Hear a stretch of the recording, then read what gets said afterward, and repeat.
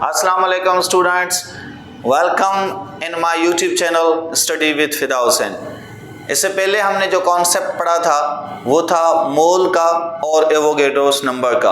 आज के लेक्चर में हम मोल के प्रॉब्लम्स डिस्कस करते हैं कि मोल के न्यूमेरिकल्स हम कैसे सॉल्व करते हैं। Let's do that. Students, we have question number 1 from first year chemistry book, chapter number 1। Question number 1 is calculate the number of moles in 25.5 grams of sodium metal. You know sodium is an element.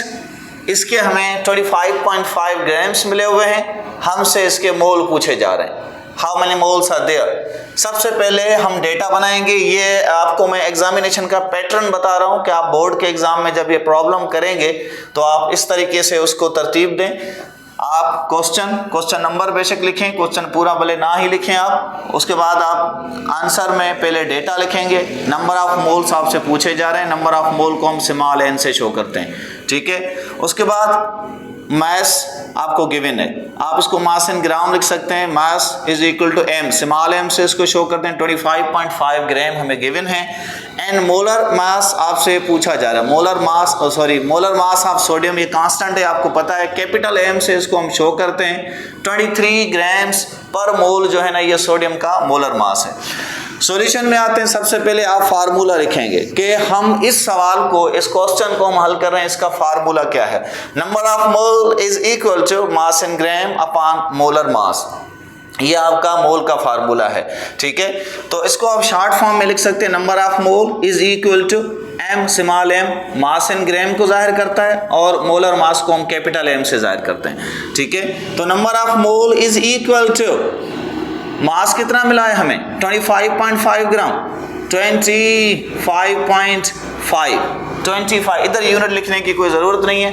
25.5 आपने कहाँ लिखा, जहाँ आपका मास in ग्राम है। मास in ग्राम अपान हमारे पास क्या है, इसका मोलर मास 23, मैंने इधर लिखा 23।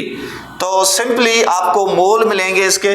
तो number of mole is equal to, जब आप 25 को 23 से 25.5 को 23 से डिवाइड करेंगे स्टूडेंट्स, आपका जवाब आएगा 1.11। ये आपके हो गए मोल। इसको आप लिखेंगे MOL, ठीक है।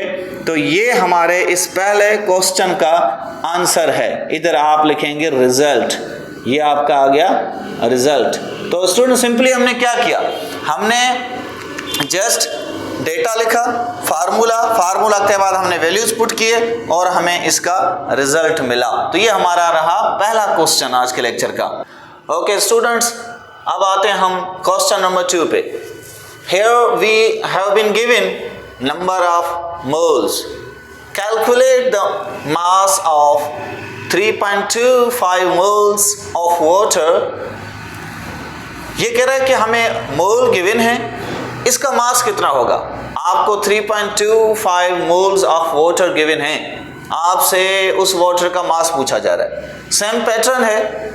इस प्रॉब्लम में हमें मास गिवन था, मोल पूछे जा रहे थे। इधर मोल गिवन है, मास पूछा जा रहा है। तो let's solve this. We have written the data, mass small m is equal to what, ये पूछा जा रहा है हमसे। Number of moles small n is equal to 3.25 mole. Molar mass of H2O, चूंकि यहाँ पे वाटर इन्वॉल्व है तो हम मोलर मास वाटर का लिखेंगे। जो सब्सटेंस के मोल मिलेंगे, जिसका मास मिलेगा, उसका मोलर मास आप लिखेंगे। वाटर का मोलर मास 18 ग्राम पर मोल है, ठीक है। Now let's write the formula हमारे पास सेम है। Formula is number of mole is equal to mass in gram upon molar mass.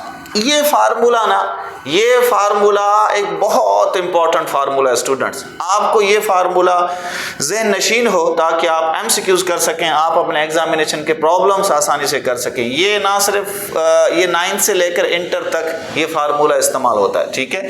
तो यहाँ देखिए हमें किस चीज़ की कैलकुलेशन करनी है, हमें मास की कैलकुलेशन करनी है, स्मॉल एम की। तो आप इस स्मॉल एम को इधर रखें, कैपिटल एम को आप इधर लेके आए, तो आपका ये फार्मूला बन जाएगा small M is equal to number of mole multiply by capital M यानी मोलर मास। तो स्मॉल एम यानी mass in gram is equal to number of mole कितने 3.25 मल्टीप्लाई बाय मोलर मास कितना है इसका वाटर का 18। तो आपने जब 3.25 को 18 से मल्टीप्लाई किया स्टूडेंट्स आपका जवाब आएगा 58.5 ग्राम्स। ये आपको ग्राम्स में मास मिल गया। आप इसको सर्किल करके और लिखें यह आपका रिजल्ट है, दिस इज योर रिजल्ट। तो इस तरीके से जब आप एग्जामिनेशन में प्रॉब्लम्स करेंगे तो दुनिया की कोई भी ताकत उस एग्जामिनर को आपको फुल मार्क्स देने में नहीं रोकेगी।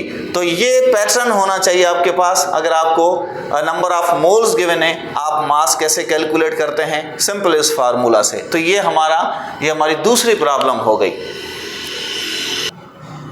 ओके स्टूडेंट्स, अब देखते हैं क्वेश्चन नंबर 3। इस क्वेश्चन में एवोगैड्रो का नंबर इन्वॉल्व है क्योंकि इसमें हमें पार्टिकल्स की तादाद पूछी जा रही है। Number of particles, calculate the number of molecules. इसमें मॉलिक्यूल्स की तादाद पूछी जा रही है।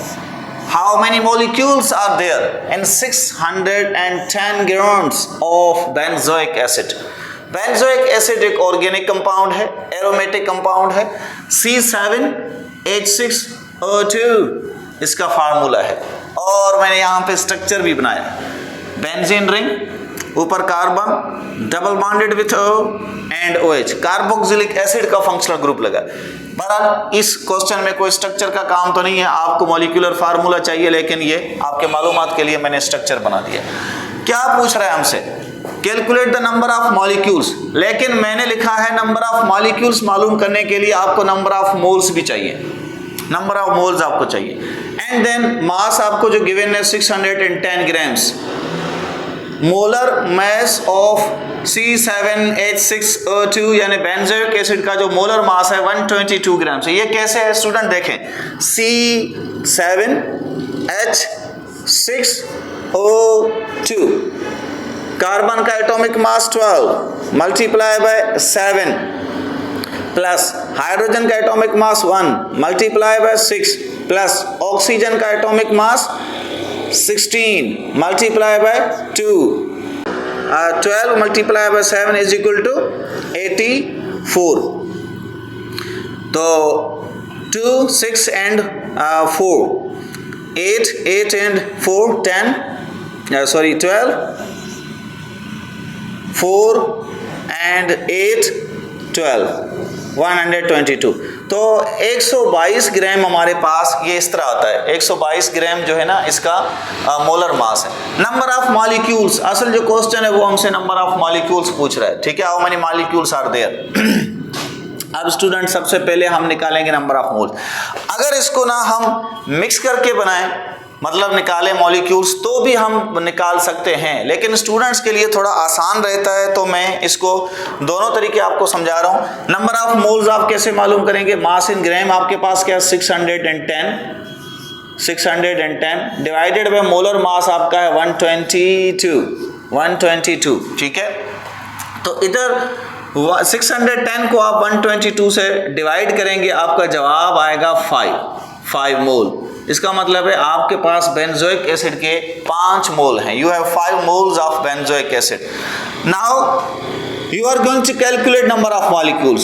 स्टूडेंट्स अगेन मैं यहाँ पे सिंपली जाऊंगा, number of mole is equal to number of particles, या हम इसको नंबर ऑफ मॉलिक्यूल कहें इस केस में, नंबर ऑफ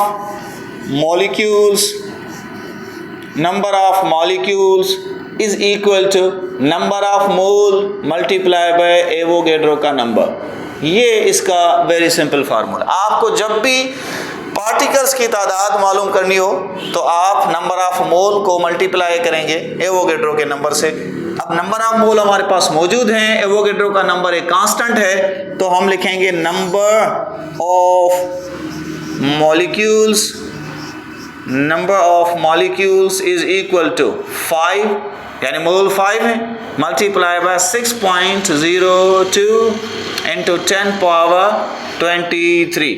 ये आपका एवोगेड्रो का नंबर है जो कांस्टेंट है। आपको डेटा में ये भी लिखना है अगर आप लिखना चाहें तो नंबर ऑफ मॉलिक्यूल्स आपको मिल गए, नंबर ऑफ मॉलिक्यूल्स आपको मिल गए बेंजोइक एसिड के उसके 5 मोल्स में। ये इसका जवाब जब आप मल्टीप्लाई करेंगे तो जवाब इसका आएगा 3.1 into 10 power 24।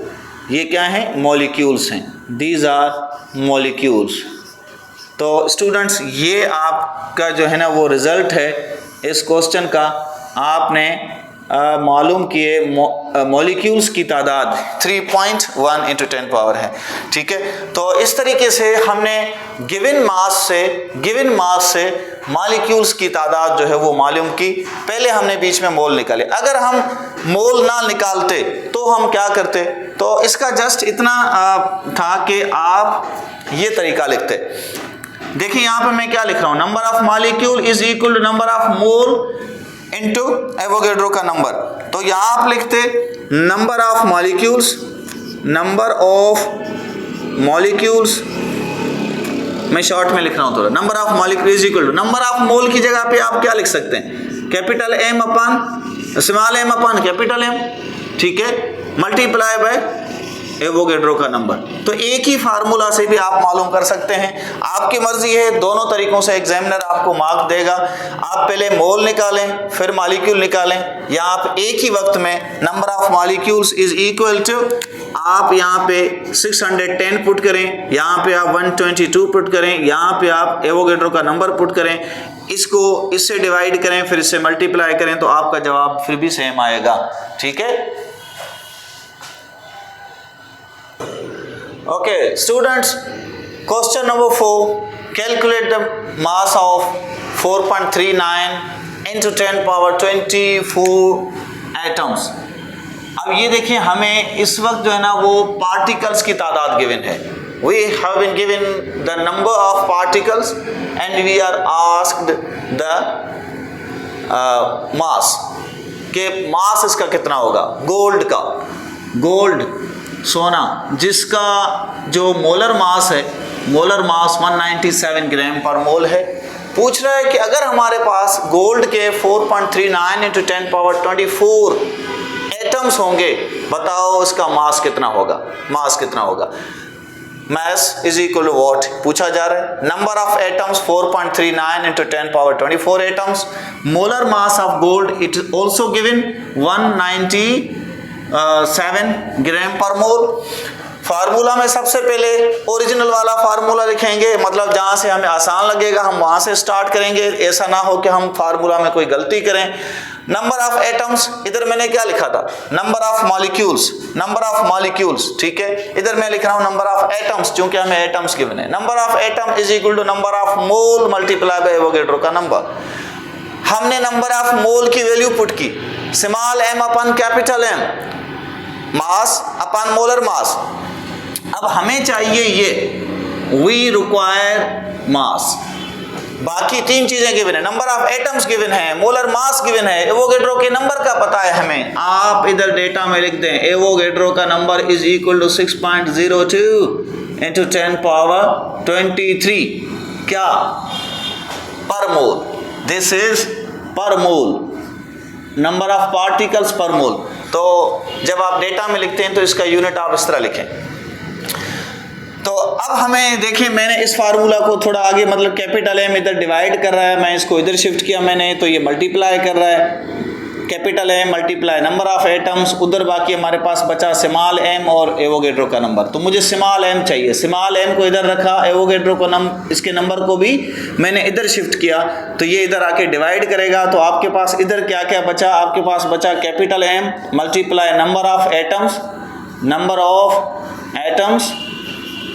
Divided by Avogadro का नंबर, ठीक है। वैल्यू पुट करेंगे, mass is equal to molar mass कितना है 197 multiply by number of atoms कितने हैं, डेटा में गिवन है 4.39, 39 into 10 power 24 upon 6.02 into 10 power 23।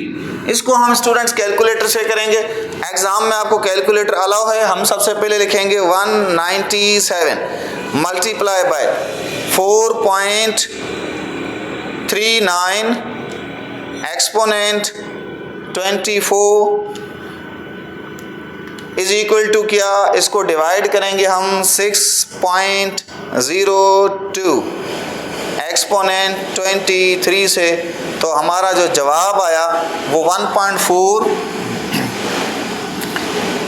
मास आपके पास जो आया दैट इज